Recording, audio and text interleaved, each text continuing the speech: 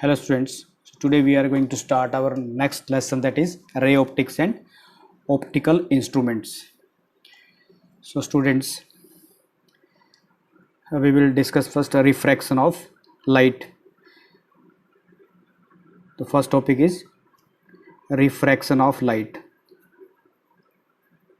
Refraction of light. Student देखिए, बहुत ही interesting topic है. रिफ्रैक्शन ऑफ लाइट मतलब सपोज करिए this is your any class lab and when a ray is incidenting at this particular point, okay, so the ray will bend towards the normal because ray is moving from rare medium to denser medium. So this is normal and this is the incident ray. So this is a first medium and this one is the second medium.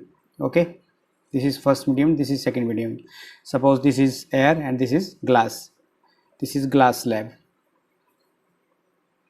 This is glass slab. So when a ray of light is passing from rare medium to denser medium, it bends towards the normal. So this is the normal.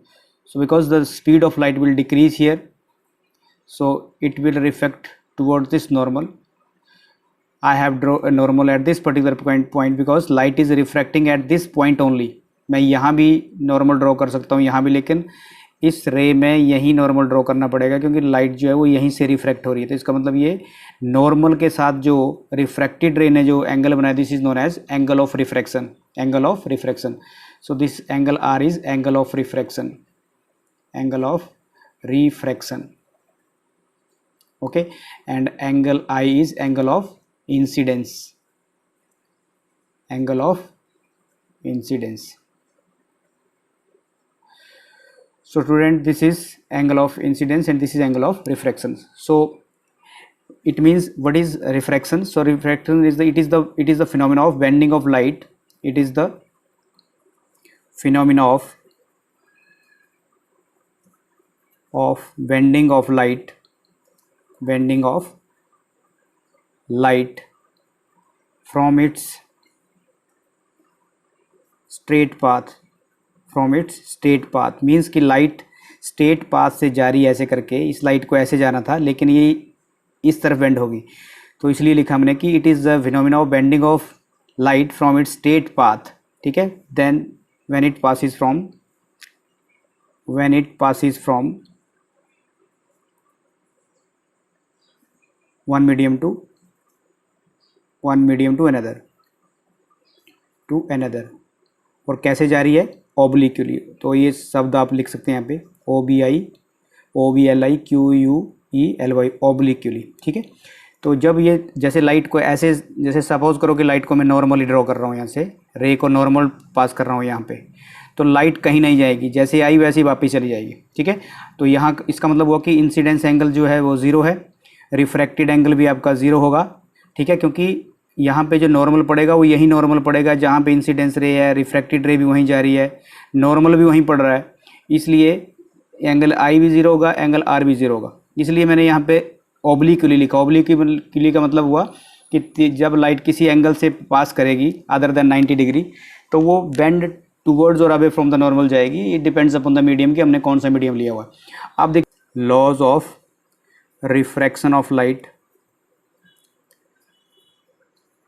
तो इसका जो पहला law है, there are two laws,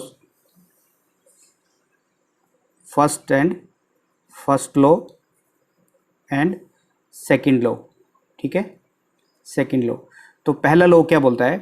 पहला law बोलता है कि incident ray, ये वाले देखिए इंसिडेंट रे है, और आपके पास ये रिफ्रैक्टेड रे, मैं यहाँ पे लिख देता हूँ रिफ्रैक्टेड रे. Incident ray, refracted ray and normal, okay, all lie in the same plane. जो इंसिडेंट रे है, रिफ्रैक्टेड रे और नॉर्मल जो है एक ही प्लेन में लाई कर रहे हैं. देखिए आप अगर एक, जैसे आपके पास वाइट शीट ऑफ पेपर है, तो यहाँ से लाइट आएगी, यहीं से रिफ्रैक्ट होगी, इसी पॉइंट में नॉर्मल बनेगा, तो हर चीज़ यहीं पे हो रही है. ठीक है, और इसका जो सेकेंड लॉ है, चलो पहले फर्स्ट लॉ लिख देते हैं. द इंसिडेंट रे, ये आपने 10th क्लास में भी पढ़ा हुआ है. द इंसिडेंट रे, the refracted ray refracted ray and the normal at the point of incidence all lie in the same plane। ये देखिए प्लेन का मतलब है, देखिए एक ही पॉइंट पर ये, जैसे मान लो ओ पॉइंट है, ये रे आ रही है और बी की तरफ जा रही है, तो यहीं इंसिडेंट रे, यहीं नॉर्मल, यहीं रिफ्लेक्टेड, तो इसको हम सेम प्लेन बोल सकते हैं। जैसे ऐसे करके आप इसको एक प्लेन बना सकते हैं, एक्स वाई, इसके एक्स एक्सिस और वाई एक्सिस दो साइड्स हैं, जैसे एक्स एक्सिस और वाई एक्सिस, तो ये प्लेन एक्स एक्सिस की तरफ भी है और वाई एक्सिस की तरफ भी है, ठीक है, क्योंकि ये प्लेन ऑफ पेपर है आपके पास, तो इसका एक एक्स एक्सिस है, एक वाई एक्सिस है, ठीक है, इसकी लेंथ है, एक ब्रेड्थ है, तो इस तरीके से आप इसको बोल सकते हैं कि lie on the same plane. और सेकंड लॉ इसका, the ratio of sine of incident angle to the sine of refracted angle is given for a given pair of media remain constant. तो इसकी डेफिनेशन हम लिख देते हैं यहाँ पे, the ratio of the sine of the angle of incidence, ठीक है, sine of incidence and the angle of refraction is constant, ठीक है, फॉर ए किसके लिए, for a given pair of media, अब देखिए क्या हुआ यहाँ पे, means it is the ratio of the sine of incidence angle to the sine of refracted angle is remain constant for any pair of media. Means कि अगर मैं रे को, देखिए अगर रे को मैं, this is diagram, just look at this, ये डायग्राम आपके पास, तो रे में चाहे यहाँ स्ट्राइक करूँ, ठीक है, रे इधर, या रे यहाँ पे स्ट्राइक करूँ, ठीक है, या मैं मान लो ये 30 डिग्री का एंगल है, मैंने यहाँ पे 35 डिग्री एंगल ले लिया, यहाँ पे मान लो 25 आ गया, यहाँ पे 35 की जगह 30 एंगल आ गया, क्योंकि डेंसर मीडियम एंगल कम हो जाएगा, तो इनकी जो रेशो आएगी साइन ऑफ इंस, जैसे मान लो ये साइन 30 बाई साइन 25 किया, फिर साइन 30 किया, तो इनकी जो रेशो आएगी वो कांस्टेंट आएगी, और वो that is constant for given medium, मतलब यहाँ पे वो वैल्यू बराबर रहेगी, चाहे आप यहाँ पे रे डालिए, चाहे यहाँ पे, चाहे वो वैल्यू ही कांस्टेंट रहेगी, ratio of sine of I by sine of R. So ये आपके पास थे laws of refraction of light. तो स्टूडेंट देखिए अभी हमने पढ़ा कि ratio of sine of angle to the sine of incident angle to the sine of reflected angle that remain constant for any pair of media, उसको हम Snell's law भी बोलते हैं। Means mu is equal to sine of I by sine of R, ठीक है, this is constant, means you के आपके पास ये constant term, means constant value आएगी उसकी, ठीक है, और उसको हम स्नेल्स लॉ भी बोलते हैं, Snell's law, okay, it is also known as Snell's law of refraction, इसको हम स्नेल्स लॉ ऑफ रिफ्रैक्शन भी बोलते हैं। अभी हम इसमें रिफ्रैक्टिव इंडेक्स के बारे में पढ़ेंगे। तो नेक्स्ट जो हमारा topic that is refractive index, ठीक है, इसको हम म्यू से लिखते हैं, या आप एन भी लिख सकते हैं, इसको मैंने म्यू से लिखा हुआ। सो रिफ्रैक्टिव इंडेक्स का मतलब है, इट इज यहीं से स्टार्ट कर देखिए, रिफ्रैक्टिव इंडेक्स का मतलब है speed of light in vacuum to the speed of light in medium, अब देखिए इसको मैंने म्यू से लिखा, तो speed of light in vacuum में मैं इसको और ऐसे लिखते हैं, और it is mu is equal to C by V, speed of light in vacuum C से लिखते हैं और एनी मीडियम में वी से लिखेंगे। इसको हम एब्सोल्यूट रिफ्रैक्टिव इंडेक्स भी बोलते हैं, mu is equal to C by V को हम एब्सोल्यूट रिफ्रैक्टिव इंडेक्स भी बोलते हैं, ठीक है, इसको हम बोलेंगे absolute refractive index, absolute refractive index भी इसको हम बोलते हैं, ठीक है। अब देखिए हम इन टर्म्स ऑफ वेवलेंथ और we can say in terms of wavelength इसको हम डिस्कस करेंगे। अब देखिए इसके साथ क्या रिलेशन है, इसके साथ देखिए, जैसे मैंने लिखा mu is equal to C by V, so velocity of light किसके बराबर है आपके पास, it is the product of the wavelength and frequency. तो वेवलेंथ इन यहाँ पे वैक्यूम में, ठीक है, वैक्यूम में लिख दिया मैंने, और वैक्यूम इनटू फ्रीक्वेंसी, ठीक है। और यहीं भी वेलोसिटी आपके पास, ये भी वेलोसिटी किसका प्रोडक्ट होगा, मीडियम में, तो यहाँ पे मीडियम लिख देंगे into frequency. Frequency will remain same because frequency depend on the source, तो ये चेंज नहीं करती है, तो उसको हम ऐसे भी लिख सकते हैं जैसे दिस इज इक्वल टू, क्योंकि फ्रीक्वेंसी से फ्रीक्वेंसी कट जाएगा, आपके पास क्या बचेगा, wavelength in vacuum by wavelength in medium. तो आपके पास एक और रिलेशन आ गया, ये mu is equal to C by V और is equal to wavelength in vacuum by wavelength in medium. तो आपके पास देखो एक फॉर्मूला साइन आर हो गया, एक सी बाई वी हो गया, एक lambda in vacuum by lambda in medium हो गया। तो अब नेक्स्ट इसको हम वेलोसिटी की फॉर्म में लिखते हैं, जैसे अलग से मीडियम लेते हैं, अदर देन वैक्यूम ले लेते हैं हम। सपोज करिए उसको हम रिलेटिव रिफ्लेक्टिव इंडेक्स बोलते हैं, रिलेटिव रिफ्रैक्टिव इंडेक्स बोलते हैं, refractive index, relative refractive index. Okay, तो सपोज करो मैं ऐसे लिख रहा हूँ कि refractive index of second medium with respect to first medium, तो हम कैसे लिखेंगे इसको, it is the ratio of the velocity of light in first medium to the velocity of light in second medium, ठीक है।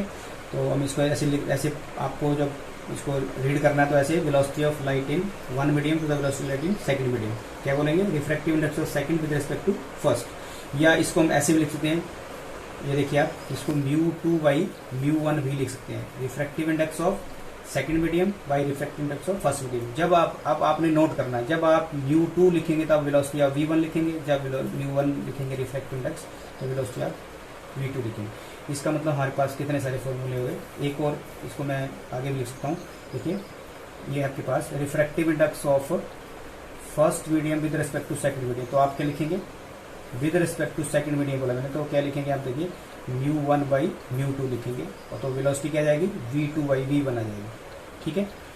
या इसको आप फॉर्मूला अब आपके पास क्या क्या बना, देखिए एक बन गया sine of I by sine of R, sine of R. दूसरा फॉर्मूला बन गया आपके पास ये c अपॉन v, तीसरा बन गया v1 बाई v2, फिर बन गया v2 बाई v1, और एक और फॉर्मूला बन गया that is what μ2 by μ1, μ2 by μ1, और एक और बन गया μ1 बाई μ2। ये सब फॉर्मूले आपके रिफ्रैक्टिव इंडेक्स से रिलेटेड आगे आपको न्यूमेरिकल जब सोल्व करने होंगे तो आपको ये काम आएंगे, ठीक है students.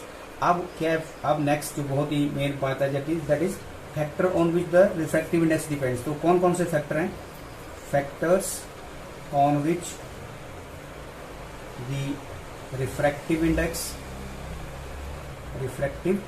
Index of a medium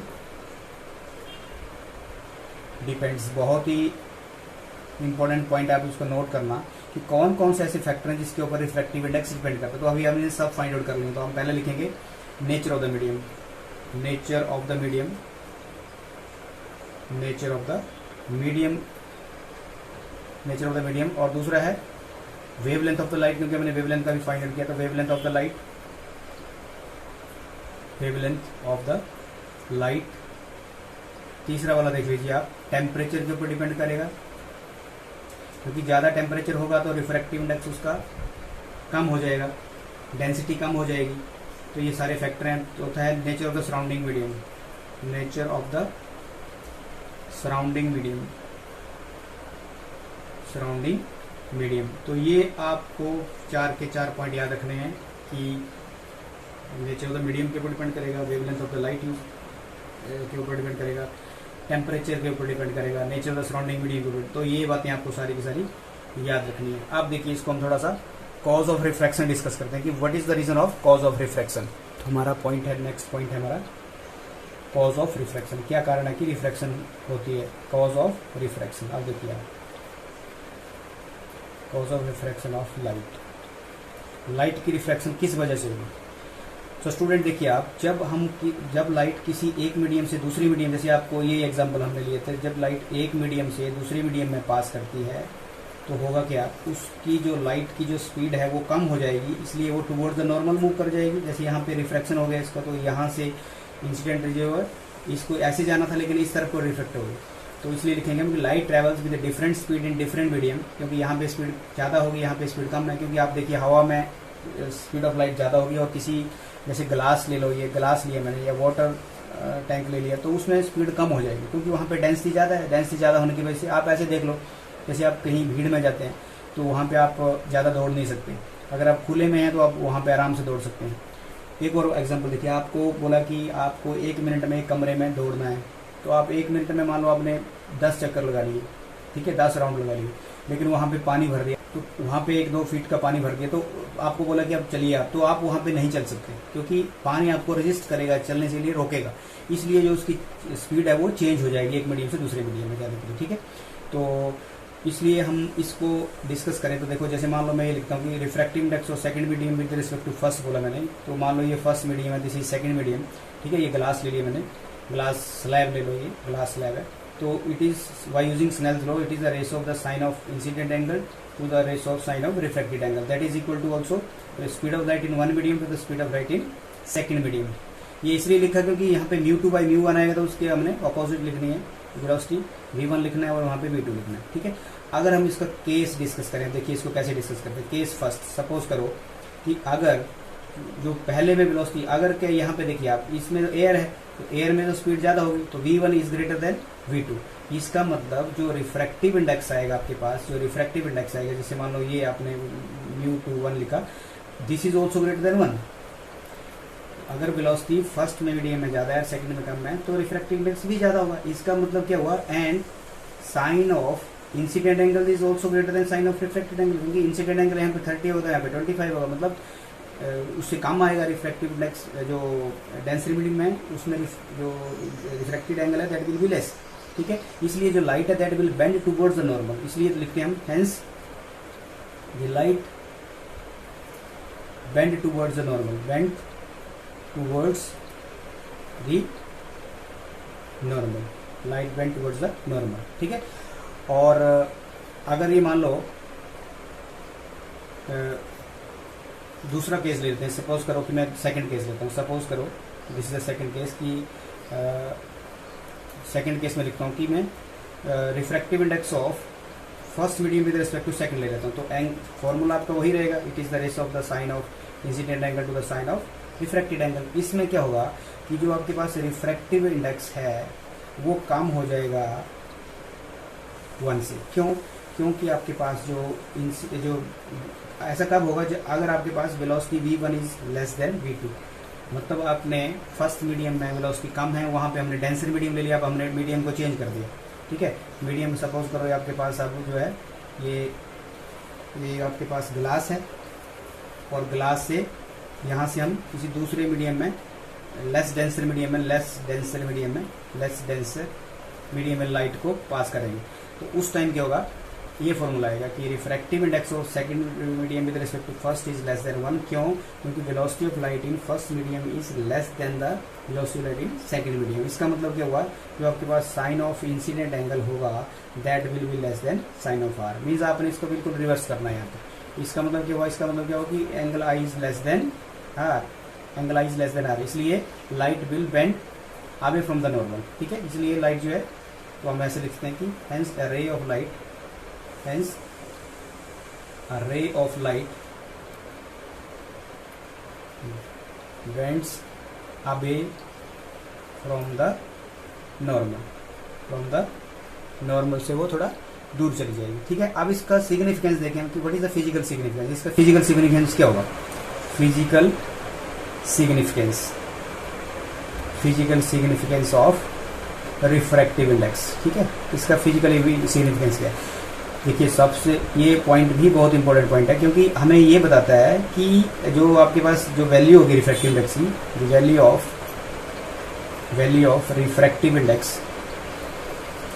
of refractive index gives information, हमें इंफॉर्मेशन देती है, information about the direction of bending of refractive ray, ठीक है। हमें ये बताएगा कि रिफ्रैक्टिव इंडेक्स कम होगा ज्यादा होगा, तो वो बेंडिंग ऑफ रे को बताएगा किस तरह बेंड होगी, अभी होगी या टुवर्ड्स होगी, ठीक है। इट टेल्स अस, ये हमें क्या बताएगी, it tells whether the ray will bend towards or away कहाँ से, फ्रॉम द नॉर्मल। ठीक है, तो ये डायग्राम में देखिए कि जैसे ये डायग्राम आपको होता है कि लाइट जो है ये टूवर्ड्स होगा या अवे फ्रॉम द नॉर्मल होगा। ठीक है, जैसे मान लो आप ये ले रहे हैं मीडियम, तो ये डेंसर मीडियम है और ये रेयर मीडियम, तो रेयर मीडियम से डेंसर में जाएगा तो टूवर्ड्स द नॉर्मल होगा, लेकिन डेंसर से रेयर में जाएगा। मान लो यहाँ से रे जा रही है कोई, ये रे ऐसे जा रही थी, फिर हमने ऐसे किया इसको, तो ये देखिए ये होगा, तो ये it will not go toward the normal, it will move away from the normal. देखिए ये एंगल जो है, angle R is greater than angle I, यहाँ पे देखिए आप, एंगल आर जो है आपके एंगल आई से ज़्यादा है, तो ये रिफ्लेक्टिव इंडेक्स ये चीज़ बताता है। एक और बात बताता है ये हमारे को, पहला पॉइंट ये लिखा था हमने, दूसरा पॉइंट देखिए, दूसरे पॉइंट में ये बता रहा है हमें कि जो रेशो होगी speed of light in vacuum to the speed of light in medium. ठीक है, हमें ये भी बताता है कि रिफ्रैक्टिव इंडेक्स कितना है, हमें ये बताता है कि refractive index of medium is related to the speed of light. इसका मतलब it is the ratio of the speed of light in vacuum to the speed of light in medium, हमें ये भी बताता है इसके बारे में। ठीक है, तो स्टूडेंट ये था आपके पास इसके रिफ्रैक्टिव इंडेक्स के बारे में।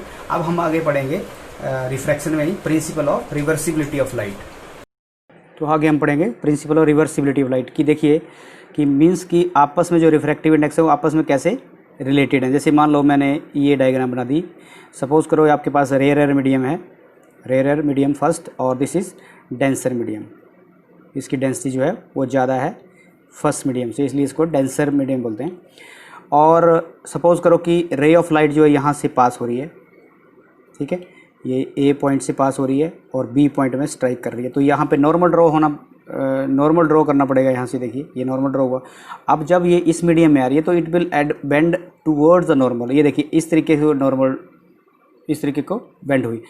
अब देखो अगर हम मान लो यहाँ पे प्लेन मिरर रख देते हैं, ठीक है, अगर हम यहाँ पे प्लेन मिरर रख देते हैं, ये प्लेन मिरर रख दिया हमने, प्लेन मिरर, तो होगा क्या, लाइट फिर से अपने पाथ को रिट्रेस करेगी, वापस इस सी पॉइंट से वापस लाइट उस तरफ जाएगी। ठीक है, तो इसका मतलब ये इंसिडेंट एंगल है, ये रिफ्रैक्टेड एंगल है। Principle of reversibility light state that कि if the path of ray of light after it has suffered several reflections and refraction is reversed.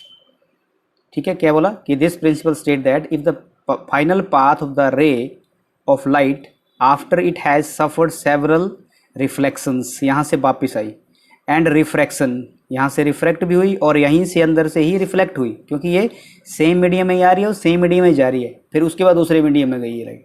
So it's retraces it path exactly, उसी path को वो retrace करेगी जैसे light आई थी, जैसे ऐसे आई थी वो ऐसे ही चलेगी वापस। Clear? So this is principle of reversibility of light. तो हम यहाँ पे लिखते हैं कि रिफ्रैक्टिव इंडेक्स ऑफ या it is ratio of sine of incident angle to the sine of refracted angle is equal to refractive index of second medium with respect to first medium.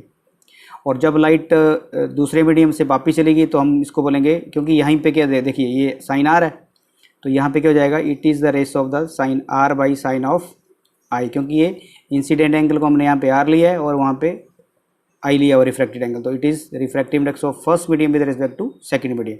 So this is first medium, this is second medium.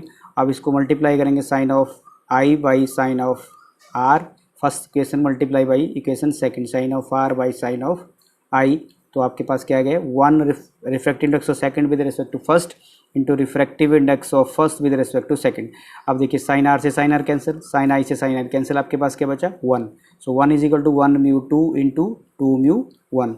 इसका मतलब क्या हुआ, और इसको हम लिख सकते हैं कि refractive index of second with respect to first is reciprocal of refractive index of first with respect to second. ठीक है, तो ये हुआ आपके पास प्रिंसिपल और रिवर्सिबिलिटी ऑफ लाइट। स्टूडेंट अभी नेक्स्ट हमारा टॉपिक है कि refraction of light through a rectangular glass slab. Next topic हम पढ़ेंगे refraction through a rectangular glass slab. Now student our next topic is refraction through a rectangular glass slab. Refraction through a rectangular glass slab. Okay, so suppose करो इस तरीके से आपने कोई एक rectangular glass slab ले लिया, ठीक है, और इसको वाइट शीट ऑफ पेपर, जैसे मान लो आपने प्रैक्टिकल भी है आपका क्लास में, आपने एक ऐसे वाइट शीट ऑफ पेपर लिया, इसको यहाँ पे थंब पिन से आपने प्रेस कर दिया ड्राइंग बोर्ड के ऊपर, उसके बाद आपने इस रेक्टेंगुलर ग्लास स्लैब को रखा और वहाँ पे पॉइंट मार्क कर दिए चारों तरफ, ठीक है, यहाँ से पॉइंट मार्क किया और इसको फिर उसके बाद रेक्टेंगुलर ग्लास स्लैब को हटा दिया यहाँ से, ठीक है। उसके बाद आप स्केल से क्या करोगे, यहाँ से लाइन खींचोगे, ठीक है, इस तरीके से ऐसे, ये बन गया आपके पास रेक्टेंगुलर ग्लास स्लैब। आपको यहाँ पे प्रूव कर रहे हैं कि angle of incidence equal to angle of emergence, ये आपको प्रूव करना कि जो एंगल यहाँ पे है और इस पॉइंट के ऊपर है वो आपस में बराबर है। तो this is refraction through a rectangular glass slab. So suppose करो this is a ray A B, suppose this is ray A and it is incidenting at point B, ठीक है, and normal is drawn at this particular point, ठीक है, यहाँ पे इस point के ऊपर नॉर्मल ड्रॉ हो गया। और यहाँ से देखिए आप, ये this ray will bend towards the normal, ये नॉर्मल की तरफ आएगा क्योंकि it is bend coming from rare medium to denser medium. ये आपके पास एयर था और ये आपके पास ग्लास ले लिया हमने, ठीक है। और ये आपके पास यहाँ पे भी क्या होगा, इस पॉइंट के ऊपर भी रे जो है that will bend away from the normal, क्योंकि this is what, this is a rare medium, ये रेयर मीडियम है। तो यहाँ से ये लाइट जो है इस डायरेक्शन में मूव करेगी। एक्चुअली लाइट को कैसे जाना चाहिए था, देखिए आप, लाइट को इस डायरेक्शन में स्ट्रेट जाना चाहिए था, ठीक है, लेकिन लाइट अपने एक्चुअल पोजीशन से इतनी शिफ्ट हो गई। इसका मतलब हमने क्या किया प्रैक्टिकल में, यहाँ पे 2 पिन्स लिए, एक पिन यहाँ पे ले लिया, एक पिन यहाँ पे ले लिया, ठीक है, ऐसे पिन्स लिए और उनको इस सरफेस से ऑब्जर्व किया, ठीक है, कुछ दूरी पे ये पिन रखे थे हमने, ठीक है, उनको ऑब्जर्व किया इस साइड से, तो देखा कि ये स्ट्रेट लाइन में दिख रहे हैं। लेकिन जब हमने इस ग्लास स्लैब को हटा दिया, पिन्स को आपने वहीं पे रहने दिया, लेकिन जब देखा आपने तो ये लाइट, ये पॉइंट यहाँ पे हैं और ये जो मान लो आपके पास पॉइंट हैं ये यहाँ से शिफ्ट हो गए हैं एक्चुअल पोजीशन से। तो इसका मतलब कि जो रे है इसको ऐसे जाना चाहिए था, पैरेलल टू द रिफ्रैक्टेड रे या एमर्जेंट रे। तो ये इस लाइट, इस रे से, इस डायरेक्शन से इतनी शिफ्ट हो गई, मतलब जो रे इंसिडेंट रे ऐसे जा रही थी ये यहाँ से इतनी शिफ्ट हो गई, इसको बोलते हैं लेटरल डिस्प्लेसमेंट, ठीक है। तो हुआ क्यों ऐसा अभी हम डिस्कस करेंगे। तो पहले मैं ये लिख देता हूँ कि this is lateral displacement, lateral displacement मतलब perpendicular distance between incident and emergent ray is known as lateral displacement, ठीक है। आप देखिए, चलो हम एंगल बना लेते हैं। This is angle of I1 incident angle, और यहाँ से फर्स्ट रिफ्रैक्शन हुआ और इसी सरफेस में यहाँ से लाइट डेंसर से डेंसरी मीडियम में स्ट्राइक हुई, इसको हमने इंसिडेंट, लेकिन यहाँ पे हम रिफ्रैक्टेड एंगल बोल रहे हैं क्योंकि दोनों एंगल आपस में बराबर हैं। इसलिए अपने को अगर ये सॉल्व करना तो उसके लिए हमें इजी हो जाएगा, इसलिए मैंने इसको R2 ले लिया, ठीक है, R2 ले लेता हूँ यहाँ से मैं।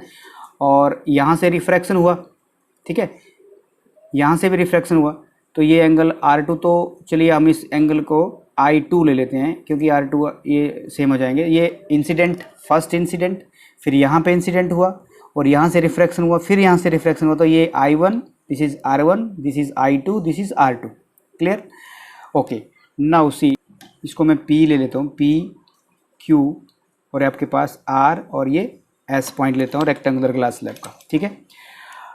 अब देखिए यहाँ पे हमने देखा कि जो रे A से B में स्ट्राइक कर रही थी, ठीक है, वो बेंड होगी B टू C में, यहाँ से इस तरफ टुवर्ड्स द नॉर्मल बेंड होगी, और C से D में फिर ये बाहर away from the normal shift होगी। लेकिन रे जो थी incident ray that is AV, और ये पॉइंट मान लो आपकी E पॉइंट मान लो, यहाँ से मान लो ये परपेंडिकुलर डिस्टेंस यहाँ से यहाँ, ये पॉइंट मान लो आप E पॉइंट मान लो, ये परपेंडिकुलर यहाँ पे इसके बिल्कुल perpendicular, means perpendicular distance between two incident and refracted रे या एमर्जेंट रे। लेकिन हमने यहाँ पे सिर्फ प्रूव करना है कि incident angle is equal to refracted angle, ठीक है। अब देखिए क्या किया, क्या हुआ यहाँ पे, हमने यूजिंग स्नेल्स लॉ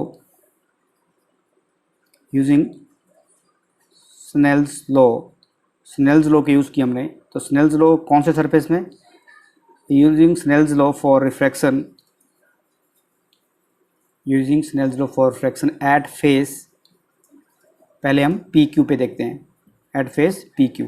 तो यहाँ पे क्या होगा आपके पास, रिफ्रैक्टेड एंगल क्या होगा, रिफ्रैक्टिव इंडेक्स क्या होगा, sine of incident angle to the sine of refracted angle. तो साइन ऑफ I1 और साइन ऑफ यहाँ पे हुआ R1, that is equal to refractive index of कहाँ से, glass with respect to air, refractive index of glass with respect to air मतलब refractive index of second medium with respect to ऐसे भी लिख सकते हैं हम, refractive index of second medium with respect to first medium, या आप इसको ऐसे भी लिख सकते हैं, refractive index of second medium with respect to first medium. आप ये इसमें से कोई भी पॉइंट लिख सकते हैं, ठीक है।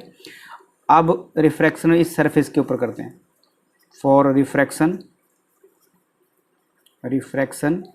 एट फेस SR, इस पॉइंट के ऊपर, इस सरफेस के ऊपर हम रिफ्रैक्शन देखते हैं। तो क्या आएगा आपके पास, साइन ऑफ I2, ये इंसिडेंट एंगल है और ये रिफ्रैक्टेड है, sine of R2 that is equal to refractive index of air with respect to glass, या इसको हम लिख सकते हैं refractive index of first with respect to second, और यहाँ पे लिख सकते हैं refractive index of, we can say first with respect to second, हम ऐसे भी लिख सकते हैं इसको। क्लियर। अब देखिए, अब हमने मल्टीप्लाई कर दिया,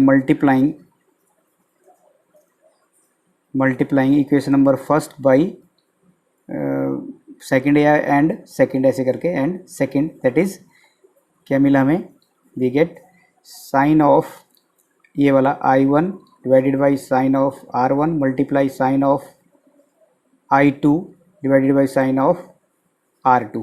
अब देखिए, जो अगर कोई तो कट कर दो, नहीं तो नहीं कट रहा है तो उसको एज इट इज़ रहने दो। यहाँ पे कोई भी पॉइंट आपस में नहीं कट रहा है, तो इसमें लिखेंगे हम यहाँ पे रिफ्रैक्टिव इंडेक्स ऑफ ये वाला पहला point, glass with respect to air multiply refractive index of air with respect to glass. अब आपको पता है यहाँ पे लिखेंगे हमने प्रिंसिपल और रिवर्सिबिलिटी में प्रूव किया था कि जो ग्लास विद रिस्पेक्ट या एयर विद रिस्पेक्ट टू जो ग्लास है that is equal to reciprocal of glass with respect to air, ठीक है। तो ये वाला क्या होगा, कट जाएगा आपस में, मीन्स ये जो आपके पास A म्यू G है, ठीक है, ये रिवर्स होगा किसका, G म्यू A का, ठीक है। A म्यू G और G म्यू A आपस में रेसिप्रोकल है, तो मैंने लिख दिया यहाँ पे G म्यू A को क्या लिखा है, हमने A म्यू G, ठीक है। तो आपस में रेसिप्रोकल है तो ये आपस में कट जाएगा, तो आपके पास 1 आ जाएगा यहाँ पे। तो इसका मतलब sine of I1 divided by sine of R1 multiply sine of I2 divided by sine of R2 is equal to 1, क्योंकि आपस में रेसिप्रोकल है। ये लिखा था ना हमने, refractive index of second with respect to first is equal to 1 by किसके, refractive index of first with respect to second, ठीक है। आपस में रेसिप्रोकल है, तो इसका मतलब ये आपस में रेसिप्रोकल होने की वजह से ये कट जाएंगे, तो आपके पास आंसर 1 आएगा। इसका मतलब, अब देखो यहाँ पे, इसका मतलब क्या हुआ कि आपके पास जो ये देखिए, अब as PQ is parallel to, ये वाला PQ is parallel to SR, PQ is parallel to SR, therefore जो आपके पास I2 एंगल है that is equal to R1, ये इंटीरियर एंगल जो आपस में बराबर है, तो ये इसके बराबर आ जाएगा। तो हम यहाँ पे वैल्यू पुट कर देंगे, sine of I1 divided by sine of R1 multiply sine of I2 की जगह क्या आ गया, R1, और आपके पास साइन R2 वैसा ही रहेगा। अब ये साइन R1 से साइन R1 कट जाएगा, आपके पास क्या बचेगा, sign I1 by sine R2। इसका मतलब आपके पास क्या बचा, sine of I1 is equal to sine of R2। इसका मतलब I1 एंगल क्या किसके बराबर आ गया, I1 angle equal to R2 angle के बराबर, या और ऐसे करके, इसका मतलब जो I1 एंगल है वो R2 के एंगल के बराबर है।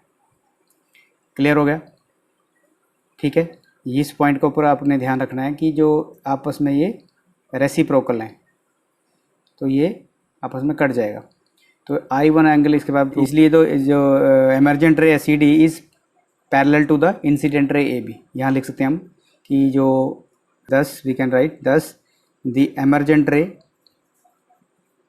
एमर्जेंट रे कौन सी है, ये एमर्ज हुई है CD, ठीक है, is parallel to the incident ray किसके, AB के। ये वाली रे इस रे के पैरेलल है, क्योंकि ये इंसिडेंट रे यहाँ पे है और ये इसके पैरेलल हुई, ठीक है। इसलिए it has a lateral displacement, thus it has a lateral displacement with respect to the incident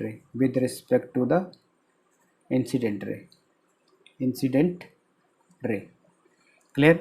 इसका मतलब क्या हुआ, the perpendicular distance between the incident रे, ये इंसिडेंट रे देखो, ये पूरी incident ray, the perpendicular distance between the incident रे एंड द एमरजेंट रे, ये देखिए व्हेन लाइट इज इंसिडेंट ऑब्लिक्यूली, ये लाइट नॉर्मली नहीं पड़ी, ऑब्लिक्यूली, ठीक है, ऑन ए रिफ्रैक्टिंग स्लैब, ये पर आपके पास reflecting slab with parallel faces, ये आपस में आप दोनों के पैरेलल फेसिस है, इज कॉल्ड लेटरल शिफ्ट। तो दोबारा से सुन लो आप कि लेटरल शिफ्ट किसको बोलते हैं, लेटरल जो डिस्प्लेसमेंट हुई, the perpendicular distance between the incident रे एंड द एमरजेंट रे, ठीक है, when light is obliquely, when light is incident obliquely on a refracting slab with parallel faces, ये वाला फेस और ये वाला फेसिस पैरेलल फेसिस है, इज कॉल्ड लेटरल शिफ्ट, ठीक है, लेटरल शिफ्ट और लेटरल डिस्प्लेसमेंट भी बोल सकते हैं, लेटरल शिफ्ट भी बोल सकते हैं या लेटरल डिस्प्लेसमेंट भी बोल सकते हैं, ठीक है, लेटरल शिफ्ट भी बोल सकते हैं, इसको लेटरल शिफ्ट भी बोल सकते हैं, क्लियर। तो अगर हम लेटरल शिफ्ट अगर फाइंड आउट करना चाहें तो इसको भी फाइंड आउट कर सकते हैं कि what is lateral shift, clear. तो नेक्स्ट में हम डिस्कस करते हैं व्हाट इज लेटरल शिफ्ट। आगे हम पढ़ेंगे expression for lateral shift, expression for lateral shift, ठीक है। अब देखिए वही डायग्राम मैं बनाने जा रहा हूँ दोबारा से, यही डायग्राम, ठीक है। तो आपके पास ये इंसिडेंट रे थी, ये आपके पास नॉर्मल है और ये बेंड टूवर्ड्स द नॉर्मल होगी और यहाँ से ये नॉर्मल ड्रॉ होगा और it will bend away from the normal. अब आपके पास ये मान लो, आप मान लेते हैं कि ये पॉइंट आपके पास ए है, ठीक है, और ये आपके पास पॉइंट जो है बी पॉइंट है।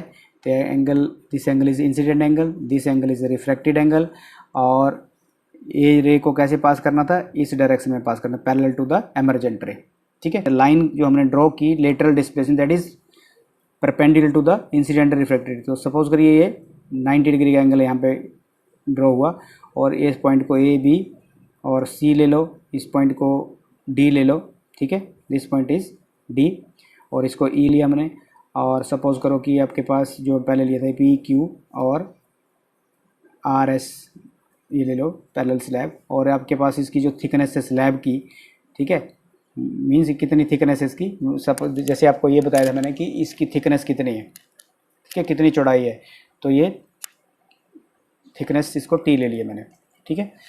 अब देखिए, अब यहाँ से हमने, ये नॉर्मल था तो नॉर्मल को यहाँ पे हमने एफ बोल दिया, दिस इज ऑल्सो परपेंडिकुलर, ये देखिए ये भी परपेंडिकुलर है। इसका मतलब अगर आपके पास ये आई एंगल है, ये आर एंगल, तो ये एंगल कितना बचा, ये एंगल बचा आपके पास यहाँ से यहाँ तक I minus R, I minus R angle is this one angle, ये बीच का आपके पास आई माइनस आर है, और ये आपके पास एयर मीडियम, ये दिस इज ग्लास। अब हम यहाँ से चलते हैं कि ये, अब देखिए मैंने ray of light undergoes refraction through this rectangular glass slab P Q R S, let T be the thickness of the glass slab, ठीक है, and x the lateral displacement, इसको हमने एक्स मान लिया यहाँ पे, x is the lateral displacement, ठीक है, ये एक्स लिख दिया मैंने यहाँ से सी से ई तक ऑफ द एमरजेंट रे, ये आपके पास एमरजेंट रे है, ठीक है, this is the emergent ray, emergent ray. अब देखिए then from the right angle triangle, हम कोई यहाँ से ये लेते हैं पहले, राइट एंगल ट्राइंगल बी और इस पहले ये वाला लेते हैं, then from right angle triangle, then from right angle triangle, right angle triangle A या बी सी ई लेते हैं, बी सी ई, ठीक है। सो वी हैव, क्या आएगा आपके पास, अब देखिए राइट एंगल ट्राइंगल तो आपके पास ये इसके सामने, इस एंगल के सामने ये परपेंडिकुलर हुआ, this is perpendicular upon hypotenuse, this is B C, इसका मतलब x by B C is equal to sine of theta, what is theta here, I minus R. इसके सामने देखिए ये एंगल आई माइनस आर है, ये वाला, इसके सामने परपेंडिकुलर हुआ तो आपके पास ये हाइपोटेन्यूज हुआ, ये बेस हुआ, तो ये हो गया आपके पास आई माइनस आर, और इसको हम ऐसे भी लिख सकते हैं x is equal to B C sine of I minus R, ठीक है। अब दूसरा एंगल, अब दूसरा ट्राइंगल ले लेते हैं हम यहाँ पे, now from right angle triangle, कौन सा लिया हमने, ट्राइंगल बी एफ सी ले लिया, बी एफ सी, यहाँ भी ऐसे करेंगे, इसके सामने ये परपेंडिकुलर है तो क्या आएगा आपके पास बी एफ, इसके सामने ये परपेंडिकुलर होगा ना, तो यहाँ पे B F by B C is equal to cos of R, क्योंकि हमें वैल्यू फाइंड आउट करनी है बी सी की, ठीक है, बी सी की वैल्यू फाइंड आउट करनी, तो आप ये वैल्यू फाइंड आउट करनी है अभी 20, तो हम इसको अपोजिट कर देंगे, देखिए अब इसको रिवर्स कर देंगे, that is B C by B F क्या हो गया, B C by B F is equal to 1 by cos of R, क्योंकि हमें ये वैल्यू फाइंड आउट करनी है। इसका मतलब क्या हुआ आपके पास B C is equal to B F by cos of R. So B F आपके पास क्या है, बी एफ की वैल्यू आपके पास ये थिकनेस है पूरी, ये पूरी की पूरी थिकनेस है T, this is T by cos of R. ठीक है, इसका मतलब हमारे पास x की वैल्यू आ गई, therefore the value of x is what, यहाँ से लिख देते हैं, therefore the value of x is what is equal to B F के आगे T by cos of R और sine of I minus R. इसको इक्वेशन नंबर फर्स्ट ले लो। अब हम यूज़ करेंगे Snell's law. By using Snell's law that is what mu is equal to sine of I by sine of R. So हमें क्या मिला, we obtain what we will get x is equal to, ये formula आप याद रख लो, that is जब इस फॉर्मूले को यूज़ करेंगे तो आपके पास ये फॉर्मूला आएगा, आप इसको डायरेक्ट याद कर लो, t sine of I 1 minus cos of I divided by mu square minus sine square I, ठीक है, root mu square minus sine square I. ठीक है, और this is equation number second. आप देखिए ये इक्वेशन आपको एक रैम करनी है, लर्न करनी है। ठीक है, इस इक्वेशन को डायरेक्ट याद कर लो, क्योंकि इतना बड़ा सोल्व करने में आपको टाइम लगेगा, तो इसलिए आपको इस डायरेक्ट फार्मूला याद रखना है। ठीक है, ये वाला फार्मूला। इसका मतलब क्या हुआ, यहाँ पे देखिए क्लियरली, जो x है आपके पास, ये वाला जो डिस्टेंस x है, टेंस टू मैक्सिमम, कब होगी इसकी वैल्यू मैक्सिमम, मतलब ये थिकनेस, ये जो डिस्टेंस है लेटरल डिस्प्लेसमेंट, ये मैक्सिमम कब होगी, x tends to a maximum value कब होगी, व्हेन आई की वैल्यू 90 डिग्री होगी, कोस साइन 90 आपके पास 1 आ जाएगा, साइन 90 की वैल्यू आना आएगी, सो दैट ये देखिए, so that sine of I is equal to 1, तब साइन की वैल्यू 90 होगी तो साइन आई आपके पास 1 आ जाएगा, और जो कोस आएगा and cos of I that will B 0। ठीक है, तभी उसकी वैल्यू ये 0 होगा, तभी इसकी वैल्यू आपके पास मैक्सिमम आएगी 10। इसलिए x मैक्सिमम कब होगा, जब आपके पास t साइन ऑफ 90 आना चाहिए। इसका मतलब साइन 90 की वैल्यू 1, तो इसका मतलब x की वैल्यू कब आएगी, जब लेटरल डिस्प्लेस मैक्सिमम कब आएगा, जब ये x की वैल्यू जो है t के बराबर आएगी, मतलब लेटरल डिस्प्लेसमेंट इसके बराबर ये। ठीक है, जैसे ऐसे नॉर्मल रे पड़ेगी तो ये बराबर आएगा आपके पास, लेकिन इंसिडेंट एंगल और किसके बीच में है, इंसिडेंट रे और एमर्जेंट रे के बीच में डिस्टेंस है। इसका मतलब कब मैक्सिमम आएगा, ये x की वैल्यू मैक्सिमम कब होगी, जब i की वैल्यू 90 डिग्री होगी, इसका मतलब साइन 90 की वैल्यू 1 होगी, इसका मतलब साइन आई इक्वल टू 1, और कॉस आई की वैल्यू 0 होनी चाहिए, ये 0 होना चाहिए, और इसकी वैल्यू तभी ये x की वैल्यू t के बराबर आएगी। इसका मतलब क्या हुआ, यहाँ से हमें पता चल रहा है कि the displacement of the emergent ray, the displacement of the emergent ray, the displacement of the emergent ray cannot exceed the thickness, ठीक है, ऑफ द ग्लास स्लैब। इसका मतलब क्या हुआ, डिस्प्लेसमेंट जो है ये ग्लास स्लैब से ज़्यादा, जितनी इसकी थिकनेस है टी, उससे ज़्यादा नहीं हो सकती, इसकी थिकनेस। ठीक है, एक्स टी के बराबर हो सकता है, इससे ज़्यादा नहीं हो सकती।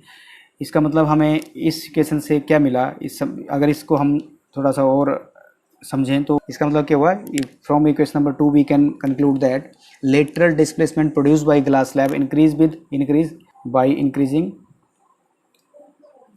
The thickness of glass slab. ठीक है, और दूसरा पॉइंट हम डिस्कस करें, फर्स्ट ये हो गया, दूसरा पॉइंट देखिए, दूसरा पॉइंट है कि या तो आप आई की वैल्यू इंक्रीज कर दो, ठीक है, या increase the value of I, incident angle बढ़ा दो या थिकनेस बढ़ा दो, या तीसरा पॉइंट रिफ्रैक्टिव इंडेक्स की वैल्यू इंक्रीज कर दो, या increase the value of mu, refractive index की वैल्यू इंक्रीज कर दो। अब हम डिस्कस करेंगे refraction through a combination of medium, means हम सपोज करो 3 मीडियम ले लेते हैं, जैसे मैंने ये